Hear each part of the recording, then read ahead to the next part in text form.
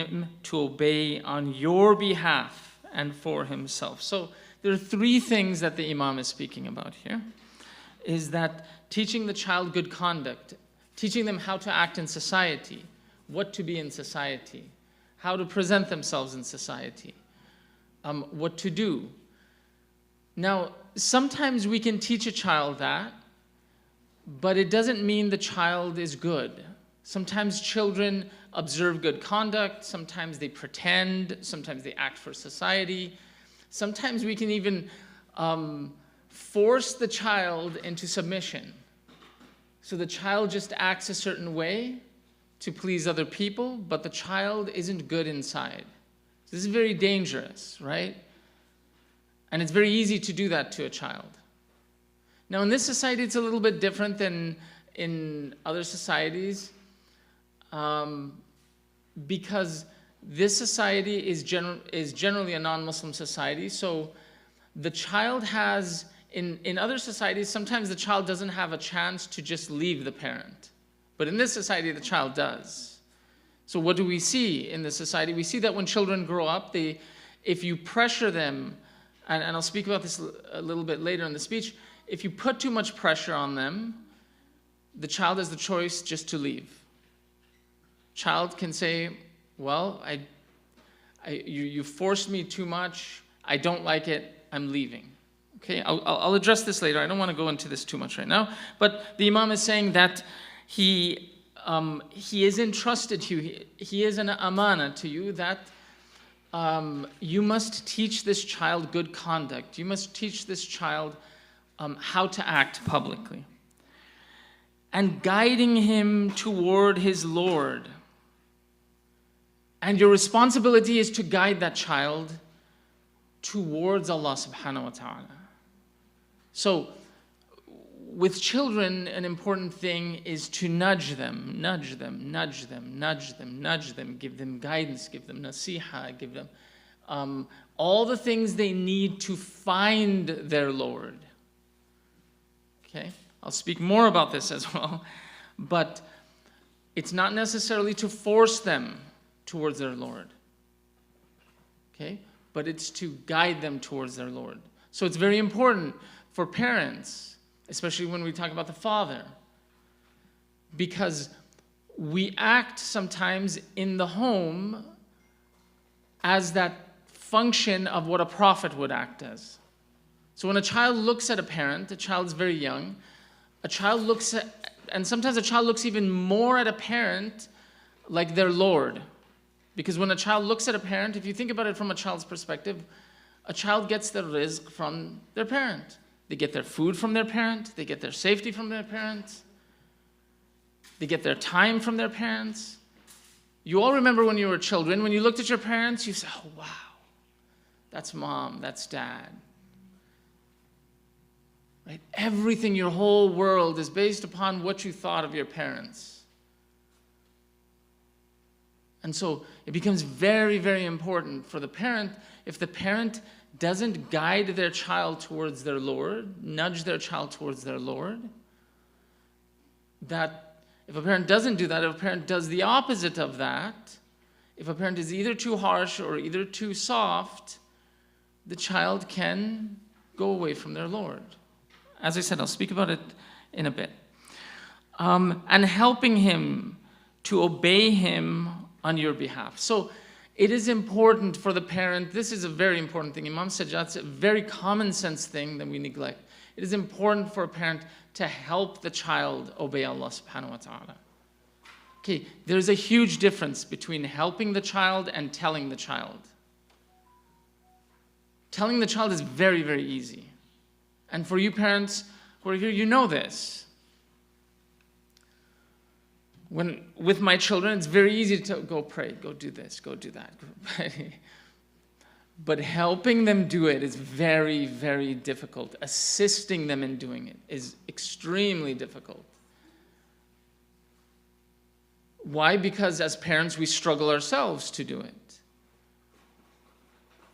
But the Imam alayhi salam is telling us that if you don't assist them in doing it, you leave them. And because a lot of parents, this is what we do. And why do we do it? We do it because we have work, we have family responsibilities, or if we don't work, we have things at home to do. We're tired, we're exhausted, we're this, we're that, we have stress, we have other things to worry about. But if we don't assist our children in their good deeds, then they would stray. Okay? So, our children look at what we do, not what we say. Okay, and this is why the Imam has said, this is why Rasulullah sallallahu alayhi wa sallam, salawat ala Muhammad wa this is why the Prophet, peace be upon him, has said that your child is a fertile land. Whatever you plant in it will grow. Okay? You can't go to, now, whatever you plant in it, for those people who have a garden, does anybody who has grown anything? Everybody who's grown anything knows this. When you plant something, you don't plant the thing and you just walk away from the thing. You don't just plant it and not water it. You don't just plant it and not leave it in the sun. You don't just plant it and ignore it. Or, some people have this expression, right? That, oh, I don't have a green thumb. They say this. I don't have a green thumb. What I don't have a green thumb means it's for those people who kind of like buy plants and they just expect the plant to grow by itself. They put the plant there and they say, grow. And then 2 weeks, 3 weeks later, the plant dies, right? Okay? We can't do that with children. If we do that with children, the soul of the child will die. The fitrat of the child will die. Okay, it's a very, very easy formula that the Imam has given us, but it's a very difficult thing to do as well. Then he says, and guiding him toward his Lord and helping him obey him on your behalf and for himself. Then you will be rewarded for doing so. Then regarding his affairs, act like one who will be proud of bringing him up in this world, and one who is excused by his Lord for what is between you and him, for taking good care of him, and the good results you achieved. And there is no power except in Allah. Okay. Act like one who will be proud of bringing him up in this world. So, the Imam is referring to this world, what we would be accountable for in our akhirah, on the Day of Judgment, when Allah subhanahu wa ta'ala questions us, that we could be proud of saying, I raised this child in a particular way. Now, when we get to the Day of Judgment, Allah subhanahu wa ta'ala will question us. This is a great responsibility because, again, it's an amana. If we neglected it, we would be shameful on the Day of Judgment. If we put too much, if we abused it, we would be responsible on the Day of Judgment. So then the question comes, and this question comes up all the time, what do we do with children? How do we raise them? This is always the question. How do we raise them? What's the method of raising children? So last week I spoke about this, that when you look in literature, what you generally find is that psychological literature is that people generally do the opposite of it. So today I'm going to give a few simple recommendations, okay? And I'm going to use hadith, and I'm going to talk about some important things to look at, very practical, important things to look at, and then I want to talk about males again, because that's where I left off. Last time I want to talk about young males, because young males, we have a huge crisis in our community regarding young males. So tonight should be interesting, inshallah. Recite salawat ala Muhammad wa ali Muhammad.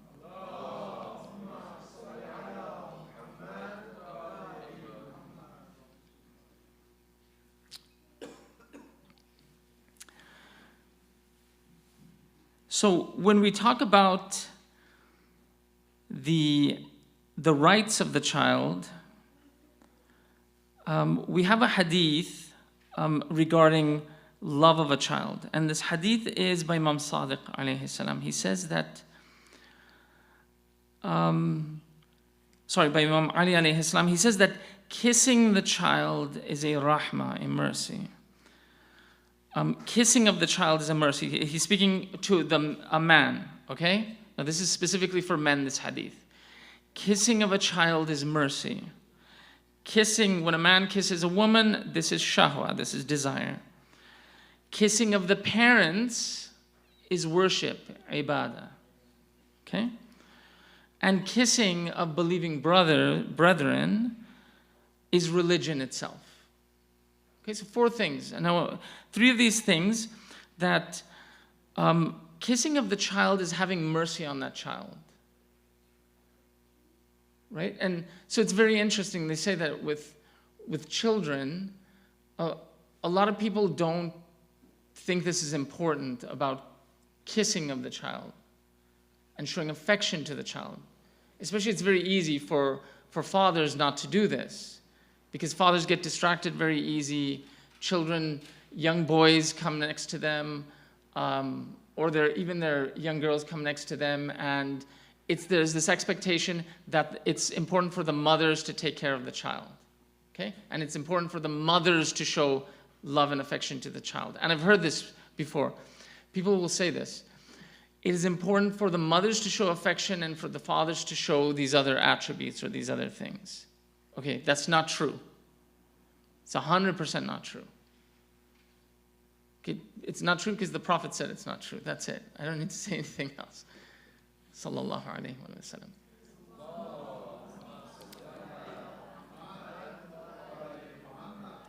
So it's important. Yes, it's important for the father to show those other attributes.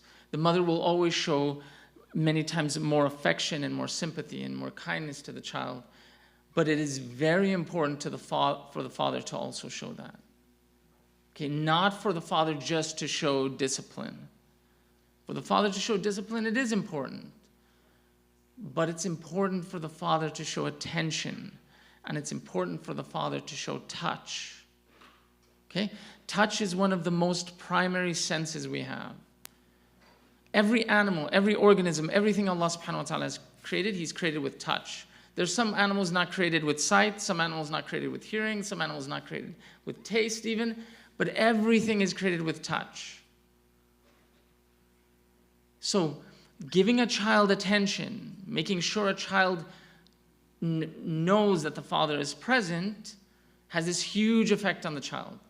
Now, I'll go to the psychological studies just for a tiny little moment.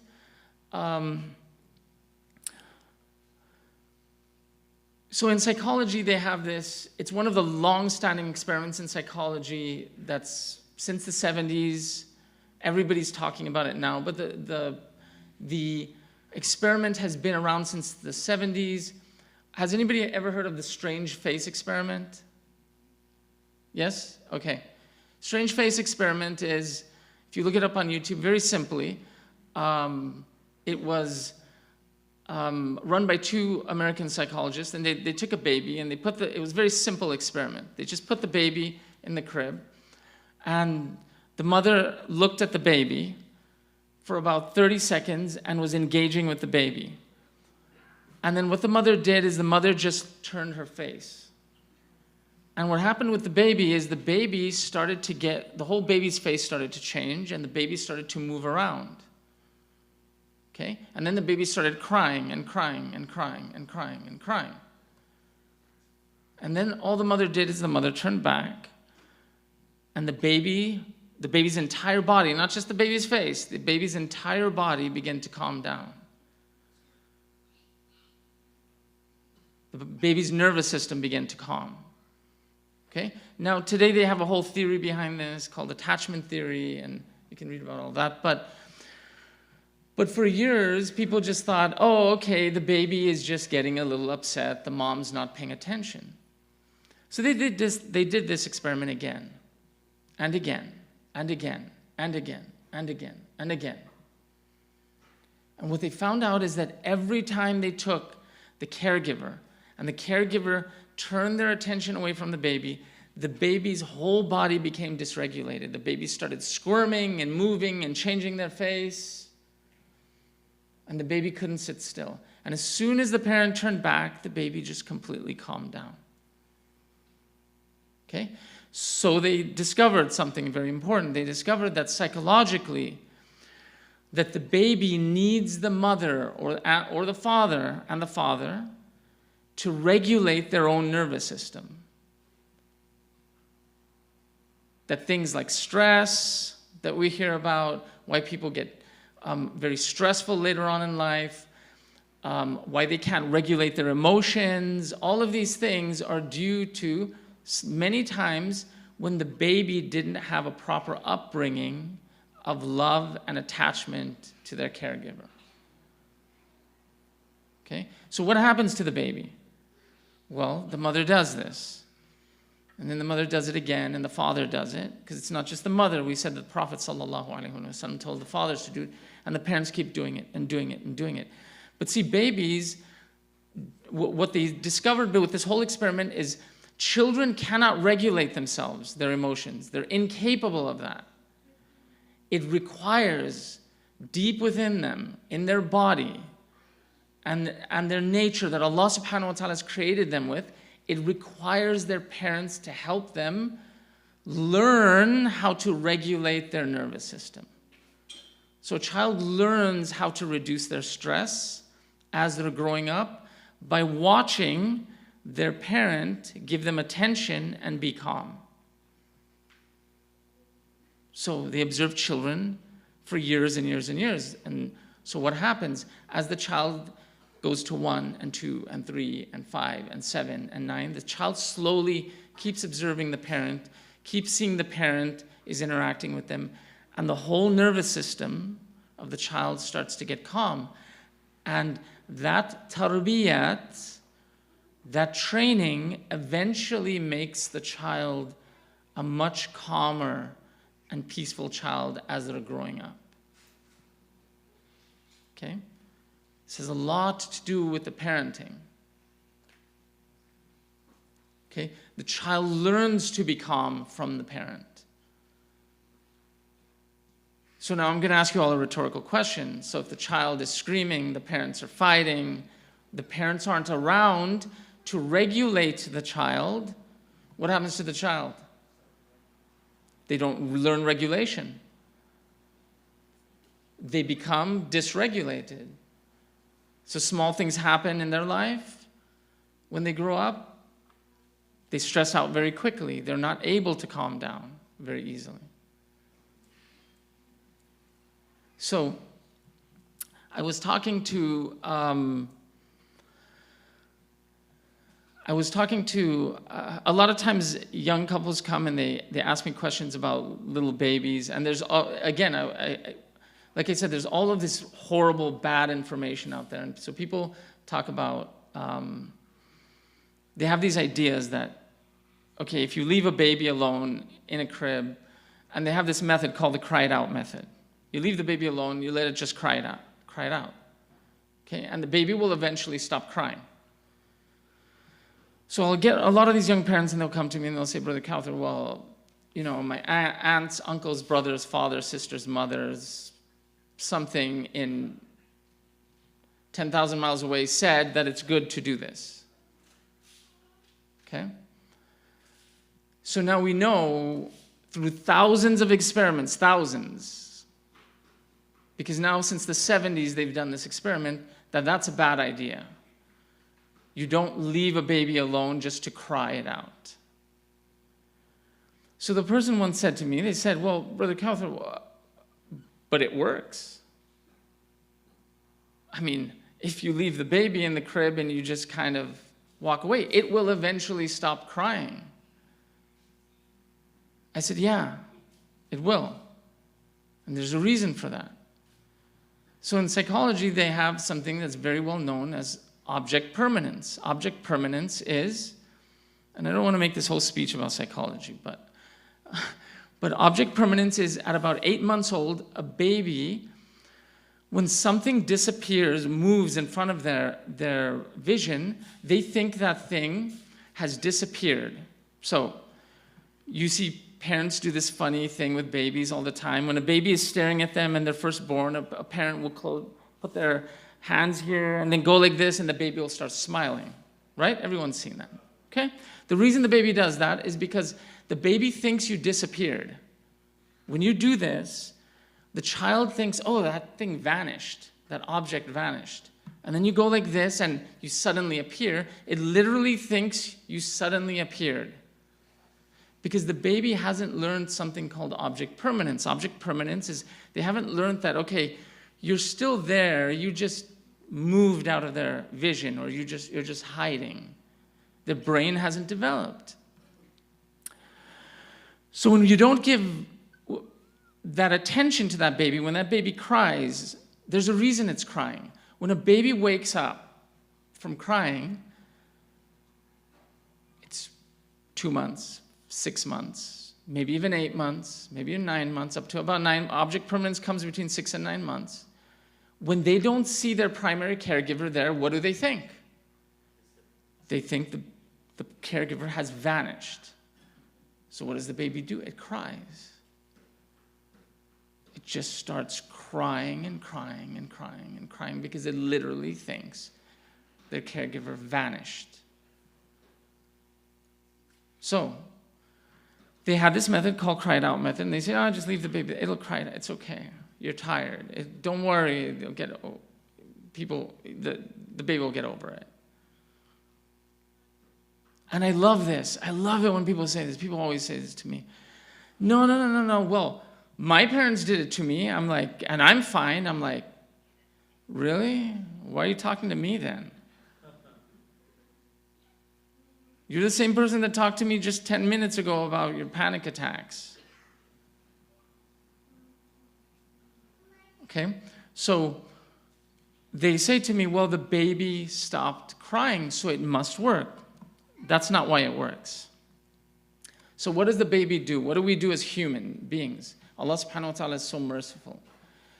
Now, a baby thinks that caregiver vanished. To a baby that's less than a year old, that is terrifying. That's absolutely terrifying because the baby can't eat on its own, it can't move on its own, it can't do anything. But it believes psychologically, because its brain hasn't developed enough, that caregiver is gone. So that baby freaks out and it gets terrified. And it cries for 5 minutes, 10 minutes, 20 minutes, half an hour, sometimes a little more. And then eventually, after maybe an hour, it'll just fall asleep. Okay? This is also very well known in psychology. What happens when that baby cries and cries and cries and cries? It cries itself to sleep. It's not crying itself to sleep. It's going into something called freeze. Okay? So you've all heard of fight or flight. There's something in all mammals called freeze or fawn. The baby goes into something called freeze or fawn. What do animals do when they're under so much fear and stress? When an animal is chased in the wild and it wants to protect itself from a predator because it's so scared, some animals run, but then some animals just drop and they pretend they're dead. Okay? So what happens to the nervous system of the baby is it goes into something called freeze. And it just goes into this semi-sleep. Am I making you guys feel better? Everyone's looking at me like, okay, all right. So let's get back to the hadith. All right. So the hadith of the Prophet sallallahu alaihi wasallam, he says that kiss your children. There is an elevation in your rank in paradise, in Jannah, as a reward for each kiss. Each raise in rank is as much as 500 years. So the darajat, the station you get to, is like traveling 500 years. So that's what the Prophet wants to say. Now, remember something. You wonder why that we live in Western countries. Why I see this all the time. I see like I see adult children not kiss their parents. I see adult children not kiss their parents. And it's not just in Western countries, it's happening in Eastern countries too. Okay, where an adult child is too embarrassed, an adult child thinks it's silly, an adult child doesn't feel close even to their parent to kiss their parent. Okay?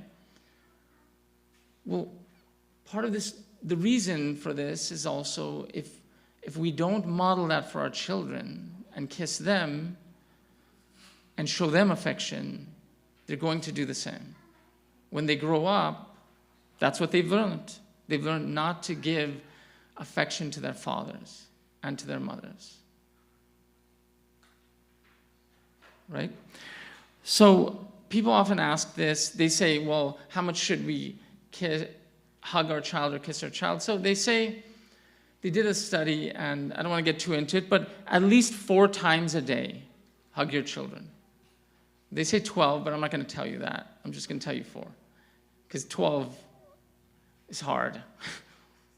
Anyone who's tried that, that's hard. Just 4 times a day. By the way, I've talked to many parents whose children are dysregulated, meaning parents come to me and they say to me, more than one, I can't tell you how many parents come to me and say, you know, my son, my daughter, they're crying, they're doing this, they're having a fit, I can't control them, I want to put them under medication, I want to do this, I want to take them to psychiatrist, I want to do all these things. I said, okay, before you take them to a psychiatrist, I want to ask you, how many times are you hugging them? And they're thinking, okay, I don't know, I guess once a day. I said, okay, do me a favor. Just hug them 4 times a day for 1 week. Just hug them. Don't do anything. If it doesn't work, if you don't see some improvement, then go to whatever. Go to a psychiatrist or go to whoever you want to go to. I cannot tell you how many times, with very rare exceptions. I mean, there are exceptions, obviously. There are children with certain behavioral problems for a reason, but I can't tell you how many times parents come back to me 2-3 weeks later and they say, oh my God, my daughter and my son, their behaviors improved at least 50%. And they're shocked by this. Well, and they're like, oh my God, how did you know that? It wasn't a big deal. A child's nervous system is dysregulated. It gets regulated by their caregiver. That's how it gets regulated. How do you regulate the child's nervous system? You just hug them. Right? So this prophetic guidance has been there, right, for a very, very long time. Okay, I want to get to one hadith and 2 more hadith, and then I'll talk about young males because that's a little bit important. I want to end off on that. Okay, now, for fathers, we just said for fathers it's really important that the fathers show love to the children. And I mentioned the story from last week when I gave a seminar on conflict resolution, and one of the participants asked me, well, what about, is there a difference in trauma of men and women? And I said, yeah, that's easy to tell you in my experience. Every time I talk, or most times I talk to a male who has trauma, it's due to trauma from their father. Most times, not all the time. Sometimes it's due to other reasons. Sometimes they have great fathers. And when I talk to these young males, you know, there's 2 things. It's either an absent father or it's a harsh father. It's one of these 2 things. An absent father or a harsh father. I'm going to say it again. It's either an absent father or a harsh father. Okay? So when a father is too harsh, this will break the child. Okay, it will break them because at that age of 7 years old, the nafs is slowly forming. What did the Prophet ﷺ say? He said, He said, between 1 and 7, you're their slave for a reason. Because it's just their soul is nurturing, building. If you break it at that age, it will take years to repair. It has to be strong enough at the age of 7 for you then to start telling the child, no, do this, do that. Then you can provide a little bit of more discipline. Okay? So when we talk about discipline, it's not just about, what does the father do and what does the mother do, but it's about the age of the child and what their soul is going through. The soul of the child between birth and 7 is a very tender age. It's forming. Okay?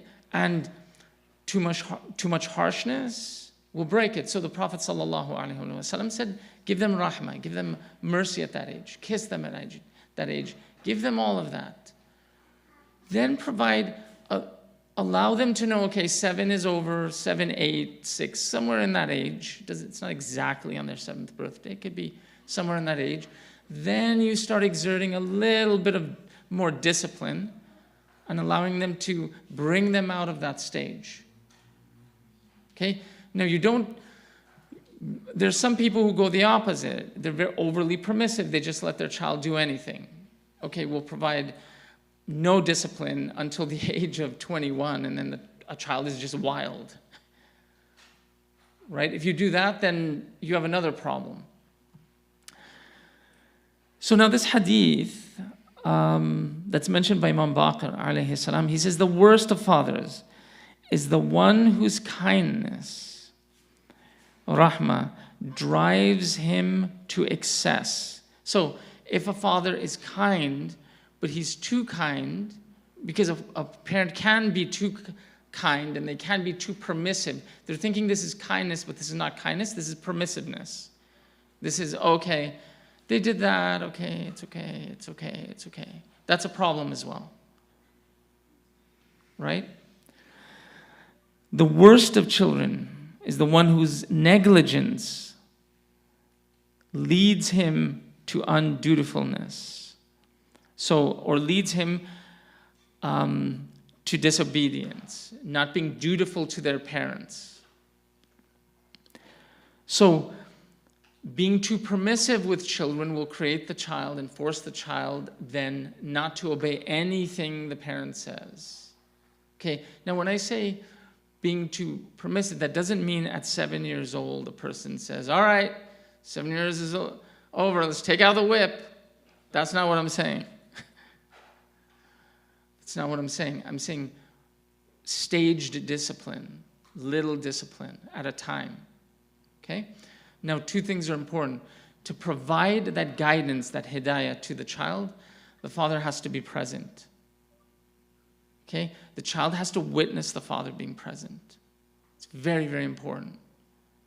If the father isn't present, then the child doesn't have any male to see. It's very strange. At my work, a lot of times we try to hire young males, and it's very bizarre. Year after year, you'll see this. Decade after decade, you'll see this. But the young males are completely clueless of reality. Like, they have no responsibility. They have no common sense, generally. I'm saying in general. I'm not saying every young male. I'm saying a large majority of this generation. What will happen is very interesting. They'll come to work, and you'll interview them, and then they'll start, and after a week, they'll disappear.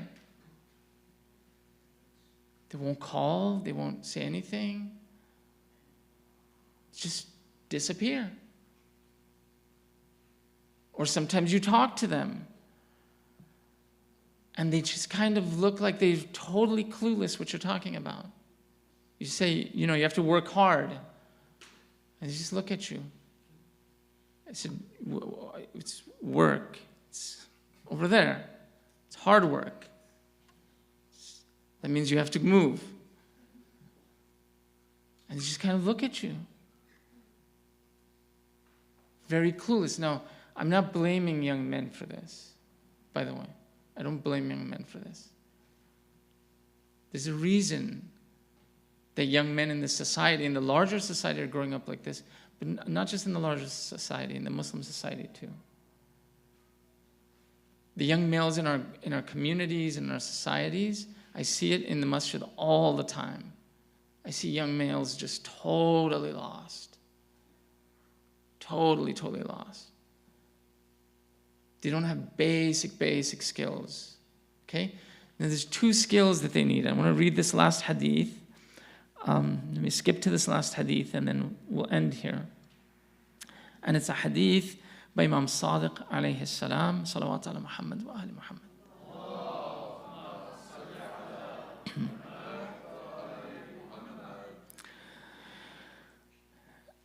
And the Imam says,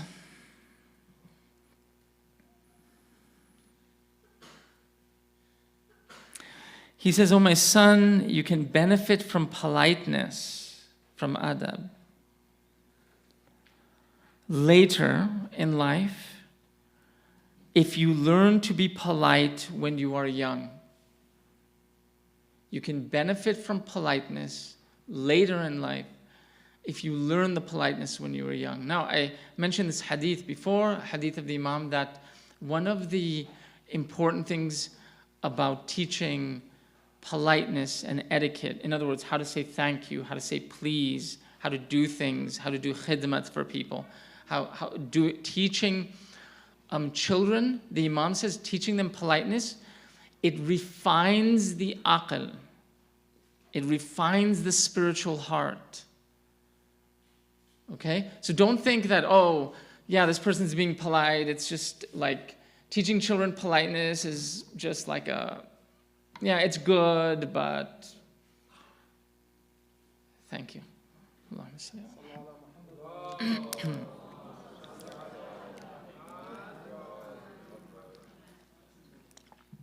So we shouldn't ever think that teaching a child politeness and having them have that politeness is something that's a good to have. It's not about it's a good to have. It's refining them inside. It's doing something. The action of being polite with people is doing something to their inner heart, to the qalb. It's refining it and refining it and refining it and refining it and refining it and refining it. So as the child is growing, the heart is being refined. Okay? The place that children learn the worst manners, the worst etiquette, is from watching shows, family shows. These family shows are so destructive. They have the most absurd people on there acting in the most absurd ways. The children treat the parents in just absolutely, I mean, it's like an insane asylum in these shows. But we as parents, if we let our children just watch them, our children learn adab from these shows. They learn how to speak to us from these shows. They learn how to speak to their siblings, to their friends. They don't learn politeness because our children are with us only a short period of time.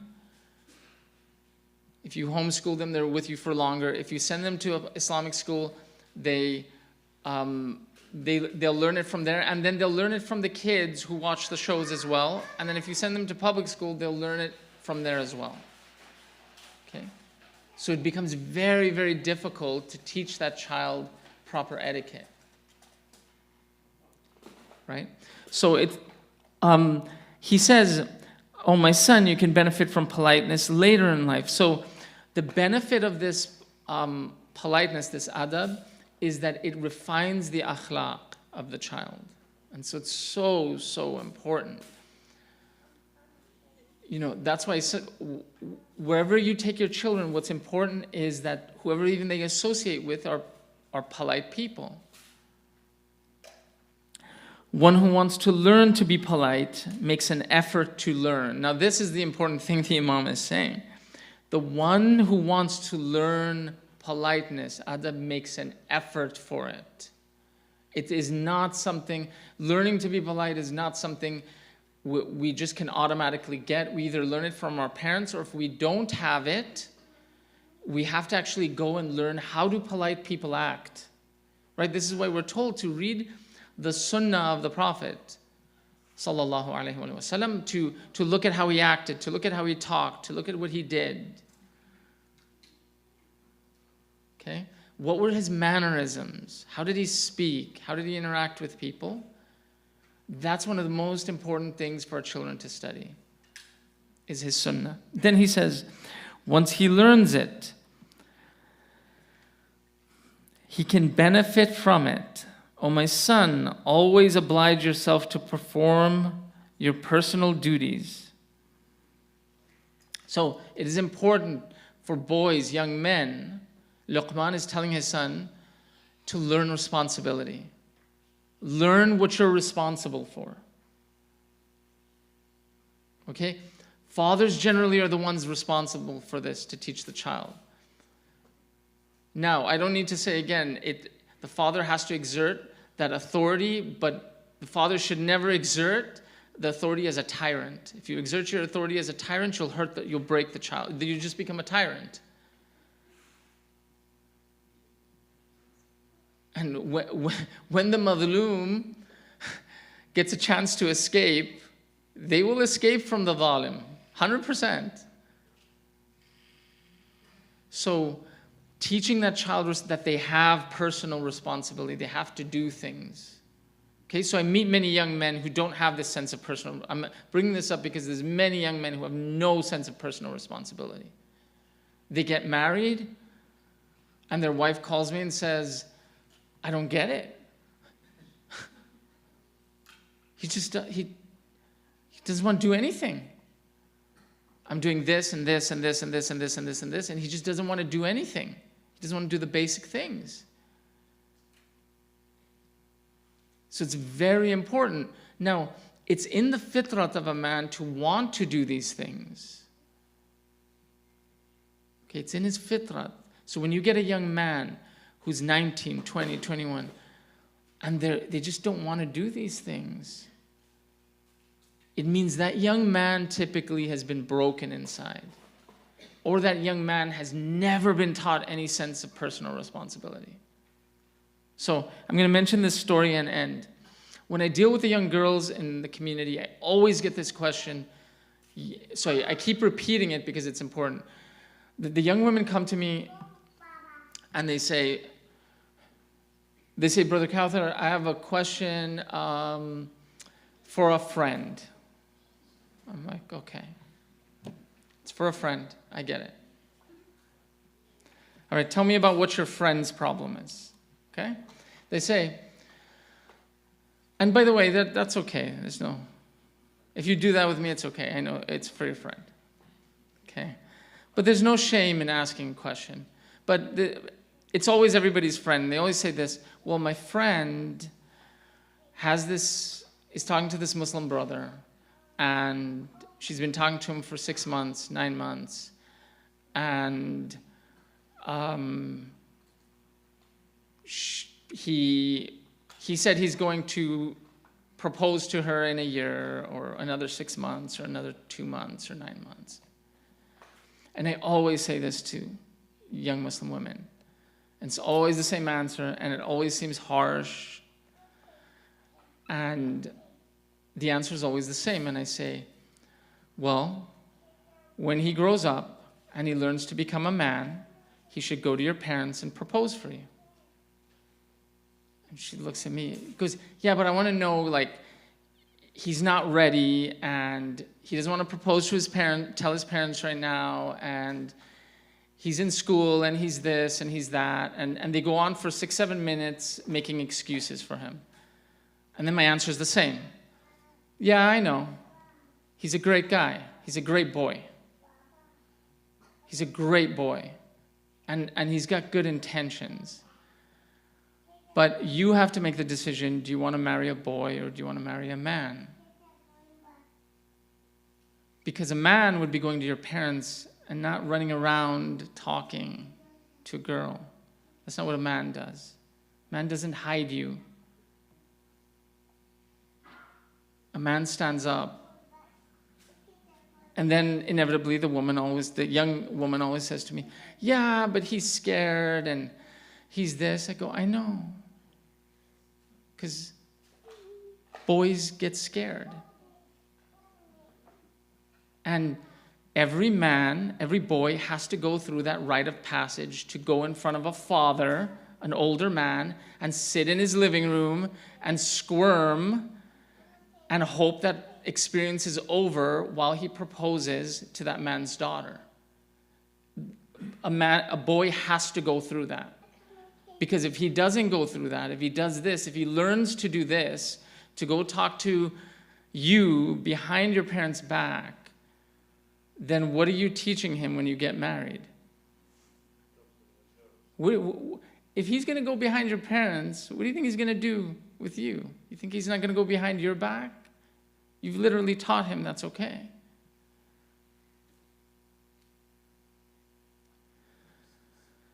So,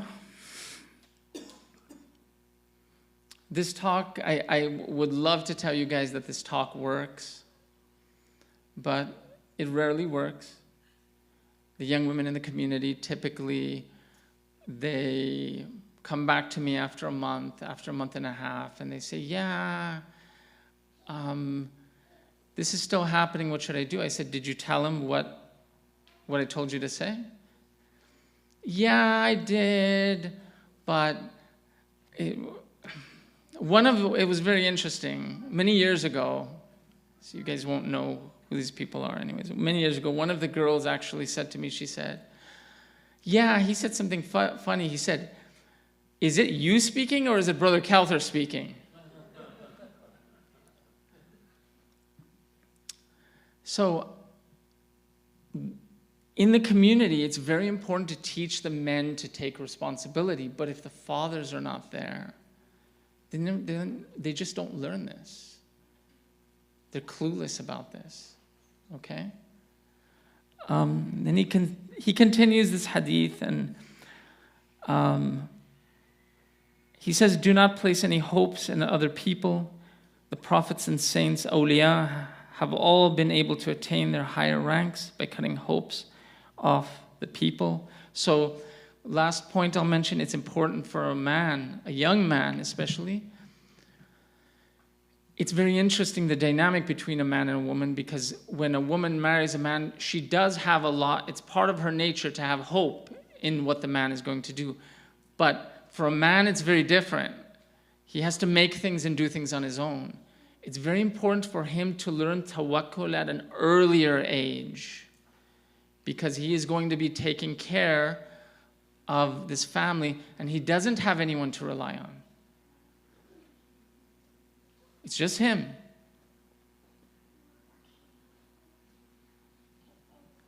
It's just him and Allah subhanahu wa ta'ala.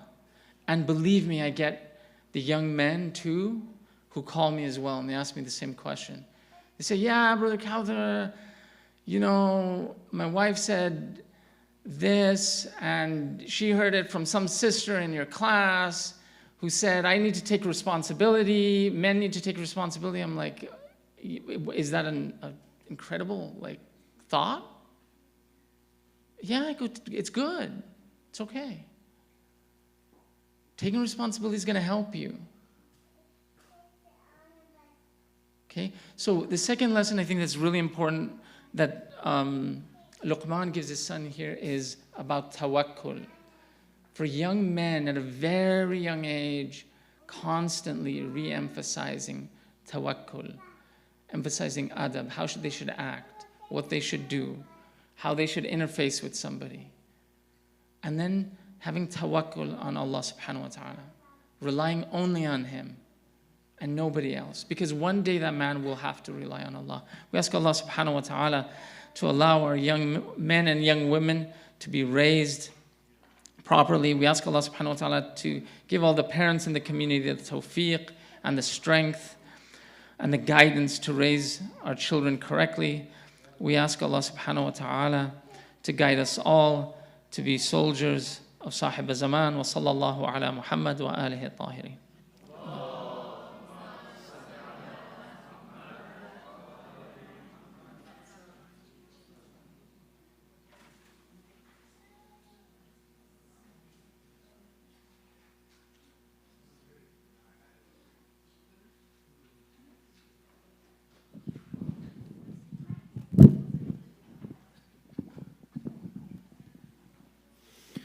اللهم صل على محمد وآل محمد.